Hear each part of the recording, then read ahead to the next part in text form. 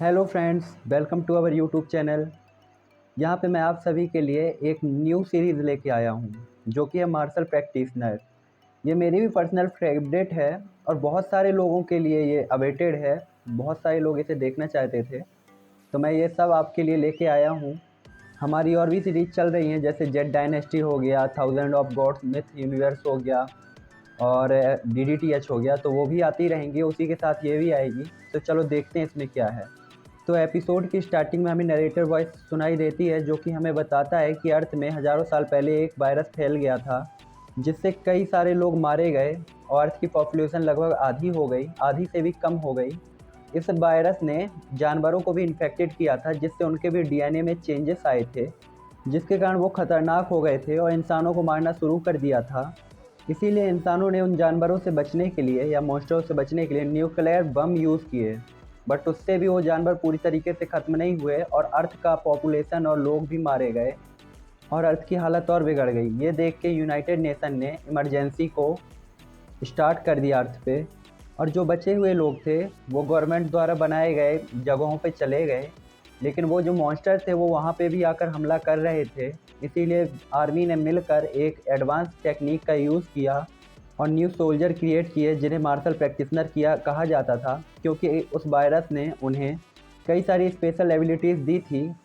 वो martial practitioners monster से लड़ते थे और लोगों को बचाते थे। इसी के बाद हमें 5 साल बाद का सीन दिखाया जाता है, जहां हमें हमारे सीरीज का हीरो मैक्स और जेन दिखाए जाते हैं। वो बाहर के एरिया को देख रहे होते हैं। मैक्स एक जगह को देखना चाहता था क्योंकि ह्यूमंस को उस तरफ जाना मना था। तभी उसका फ्रेंड कहता है, तुम मार्शल प्रैक्टिशनर क्यों नहीं बन जाते, फिर तुम उस आउटर वर्ल्ड पे जा सकते हो। क्योंकि वॉरियर्स को तो मॉन्स्टर से फाइट करने के लिए वहाँ अक्सर जाना पड़ता है, तो तुम भी वहाँ पे ऐसे जा सकते हो। उसकी बात सुनकर मैक्स कहता है कि मैं पहले मिलिट्री को ज्वाइन करूँगा, क्योंकि वॉरियर की ट्रेनिंग बहुत कठिन होती है, इसके लिए मुझे पहले से ही मेहनत करनी पड़ेगी। मैक्स की फैमिली इतनी अमीर नहीं है कि वो उसके वॉरियर बनने का खर्चा उठा सके। मैक्स इसीलिए ऐसा कह रहा था। इसके बाद मैक्स आसमान की तरफ देखता है और इसके बाद वो दोनों अपने स्कूल चले जाते हैं। इसके बाद हमें मिलिट्री का हेडक्वार्टर दिखाया जाता है, जहाँ उनके रेडार में एक मॉन्स्टर डिटेक्ट होता है जो कि S क्लास का होता है। यह एक ईगल होता है। मिलिट्री ऑफिसर ये देखकर फाइटर जेट्स को ऑर्डर देता है उसे मारने के लिए। फाइटर जेट्स मिसाइल चलाते हैं उस ईगल पर उस ईगल को उन मिसाइलों से कुछ नहीं होता है और वो ईगल अपने फैदर से फाइटर जेट्स को क्रैश करा देती है, क्योंकि उस ईगल के फैदर मेटल के जैसे हार्ड थे। आखिर में मार्शल प्रैक्टिशनर को बुलाने के लिए आर्मी चीफ ऑर्डर देता है, क्योंकि वो ईगल अब शहर में आ गया था और बहुत नुकसान कर रहा था। इसी के बाद हमें एक टीवी दिखाई जाती है जहाँ पे न्यूज़ चल रही थी कि रिसर्च सेंटर ने वायरस को कम करने के लिए एंटीडोट को खोज लिया है। ये सुनकर मैक्स और उसका फ्रेंड रिसर्च सेंटर की तारीफ़ करते हैं। तभी मैक्स के बगल से उसी की क्लासमेट निकलती है जिसका नाम ईवा होता है। मैक्स उसे बहुत पसंद करता है और ईवा भी मैक्स को बहुत पसंद करती है।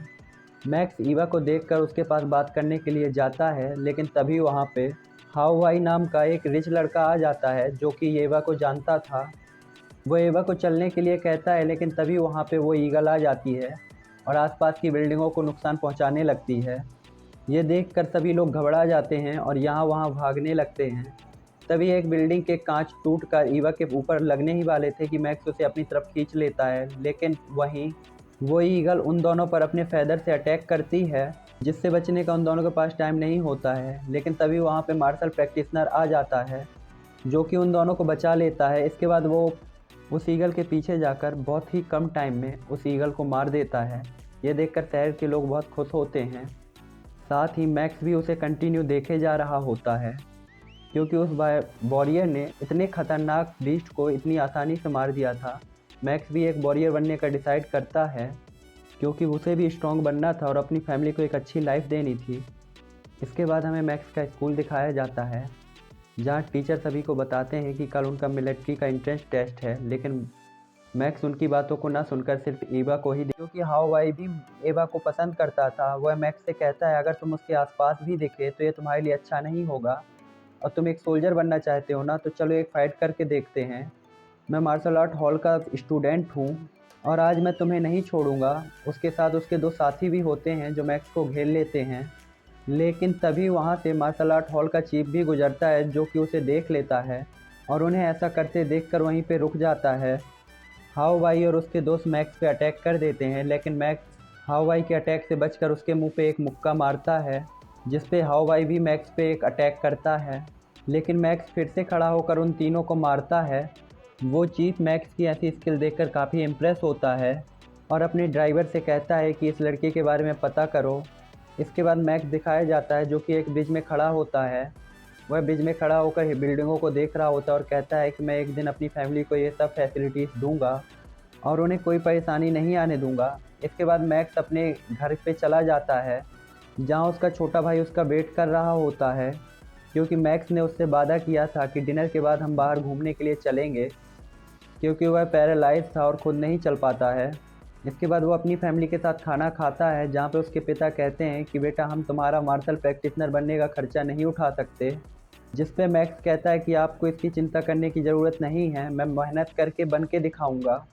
अगली सुबह मैक्स जल्दी तैयार होकर स्कूल के लिए निकल जाता है, क्योंकि आज उसका टेस्ट था। लेकिन रास्ते में उसे कुछ गुंडे रोक लेते हैं, जो कि हवाई ने भेजे थे, ताकि वो मैक्स को एग्ज़ाम के लिए लेट कर सकें। उन गुंडों को देखकर मैक्स उनसे फाइट करने लगता है, लेकिन उसमें उसका बहुत सारा टाइम चला जाता है। जहाँ क्लास में एग्ज़ाम स्टार्ट हो गया था, मैक्स जब क्लास में पहुँचता है तो टीचर उसे अंदर नहीं आने देते हैं, क्योंकि वह भी हावाई से मिले हुए थे। तभी हॉल में वो चीफ आ जाते हैं, जो कि मैक्स की साइड लेते हुए कहते हैं कि रूल के हिसाब से तो ये अभी भी एग्ज़ाम दे सकता है।